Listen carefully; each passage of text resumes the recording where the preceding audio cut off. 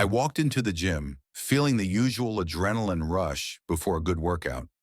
The place was buzzing with energy, machines clanking, music blasting, and people focused on their routines.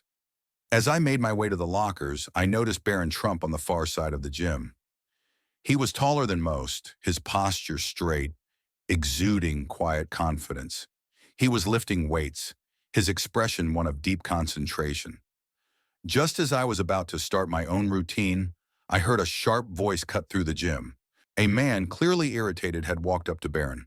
"Hey, kid, you think you own the place just because of your name?" he sneered. The gym went silent. I could see the tension rise as everyone turned to watch. Barron calmly placed his weights down and turned to face the man. He didn't lash out, didn't lose his temper.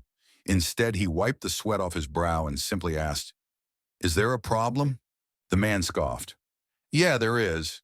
People like you think they're better than everyone else, taking up space, acting entitled. You should be humbled." His voice was full of bitterness. I felt my fists clench. The accusation was unfair, and everyone in the gym knew it. But Barron, he just nodded thoughtfully, as if considering the man's words. "I'm just here to train like everyone else," he replied evenly. "I don't want any trouble." The man wasn't satisfied. "You think you can just brush me off?" His voice got louder and people started inching closer. Barron didn't flinch. "I'm not brushing you off," he said. "I just don't believe arguing solves anything." His calm demeanor seemed to throw the man off. He had expected a fight, an outburst. Instead, he got patience and control. More people had gathered now, whispering amongst themselves. I felt a mix of admiration and frustration. Barron was handling this well, but the guy wasn't backing down. The man took a step closer, invading Barron's space. "You think you're untouchable? That money protects you?" His voice was venomous. Barron took a deep breath and met his gaze. "No," he said. "I just don't let anger control me." For a moment there was silence. The man blinked, caught off guard by the response. Then suddenly he laughed, a short, harsh sound. "You really don't care, do you?" Barron gave a small shrug. "I care about my workout. I care about self-improvement. If you have a problem with me, that's yours to deal with, not mine." His words were steady, firm, and completely in control. The tension in the room shifted. The gym-goers started murmuring, exchanging glances. The man, realizing he had lost control of the situation, scoffed one last time before turning away. "Whatever, man. Just stay out of my way." He stormed off, leaving behind a stunned silence. I let out a breath I hadn't realized I was holding.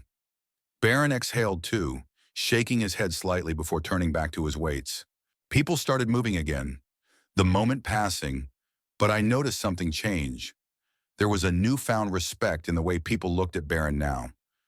Not because of his last name, but because of how he had handled himself. No arrogance, no anger, just control and respect for himself and others.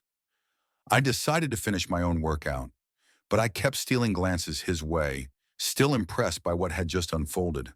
As I wrapped up my routine, I saw a few people approach Barron. They didn't say much, just simple nods, small words of acknowledgement. He accepted them humbly, offering a small smile in return. Even the gym staff seemed to treat him differently now. The hostility had evaporated, replaced by something else, genuine admiration.